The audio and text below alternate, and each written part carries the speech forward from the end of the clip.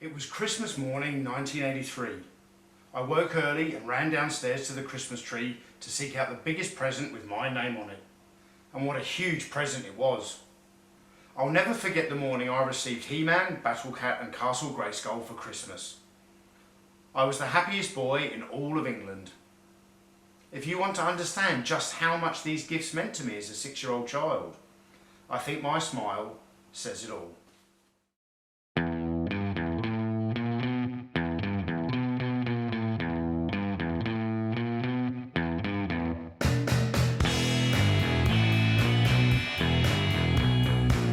Hello toy fans, my name is Tony and welcome back to the Analog Toys YouTube channel and the feature of today's vintage toy review, Mattel's Castle Grayskull playset from the Masters of the Universe toy line. If you were asked to think about the legacy of former US President Ronald Reagan, you'd probably think about US military intervention in Central America, or his symbiotic relationship with Russian President Mikhail Gorbachev that brought about the end of the Cold War. If you were asked to think about what Ronald Reagan has to do with the vintage toy review, you may be surprised to hear that in 1981 he ended the ban on advertising in children's television and became responsible for legalising the broadcast of a plethora of cartoon classics that were based upon children's toys. During the 1980s, the top 10 best-selling toys all had their own television shows, including Transformers, G.I. Joe, Care Bears and Thundercats. But by far the most popular cartoon was Filmation's He-Man and the Masters of the Universe. Mattel's Masters of the Universe toy line ran from 1982 to 1988, but its most iconic toy, Castle Grayskull, was released during its very first year. What do we have here? It's Castle Grayskull. And it's mine. Not so fast, Beastman. He-Man! You can pit He-Man against Beastman playing for the power of Castle Grayskull. You have to put the castle together. Beastman's escaping. The throne, Dad. Dad, you saved the castle. Castle Grayskull from the Masters of the Universe collection. He-Man and Beastman each sold separately from Mattel. Mattel's Castle Grayskull is quite rightly recognised as one of the greatest action figure playsets ever created. In fact, it is far more than just a headquarters for our heroes. It was the literal epicentre of the entire storyline. In the story, He-Man, Battle Cat and Man-at-Arms protect the secrets of Castle Grayskull from the evil forces of Skeletor. He-Man and the Masters of the Universe was the first ever children's cartoon to be released with a whopping 65 episodes in its first season. I can remember as a child that every single kid in my neighbourhood would race home after school to tune in to the latest episode.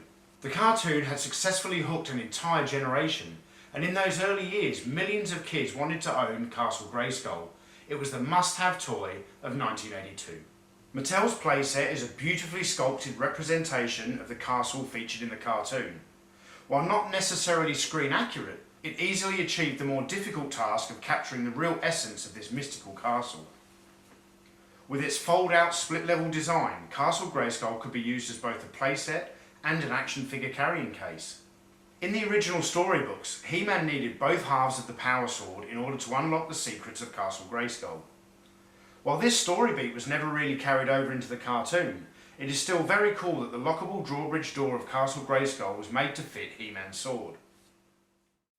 The door itself is wonderfully rendered with fantastic detail and really evokes the magical sword and sorcery aesthetic that was at the core of the story. As impressive as the outer appearance of Castle Grayskull was, the majority of fun actually laid inside its ancient walls. The lower levels featured a combat training rig and a weapons rack that was stocked with a vast array of both medieval and futuristic weapons. So that our heroes could reach the upper levels of the castle, the playset included both a ladder and a working elevator. With the power of Grayskull. Once on the upper level, a kid's action figures could move into the throne room that housed the coolest play feature of the entire set. He-Man's throne could activate a trapdoor so that his foes would be sent plunging into the dungeon. It's just a shame that the dungeon was only represented by a lame sticker. Quite literally topping off the castle playset were two guard tower positions, with one featuring a double-barreled laser cannon and the other featuring the castle flag. On the downside, the castle also included a few cardboard accessories that are pretty naff when you think about it, and in my opinion are completely unnecessary. Castle Grayskull came with tons of awesome accessories, I don't believe there was any need for Mattel to cheapen the overall toy package by including a few pieces of cardboard crap. Mattel's Masters of the Universe toy line is well known for having some of the best box art ever created for a toy line.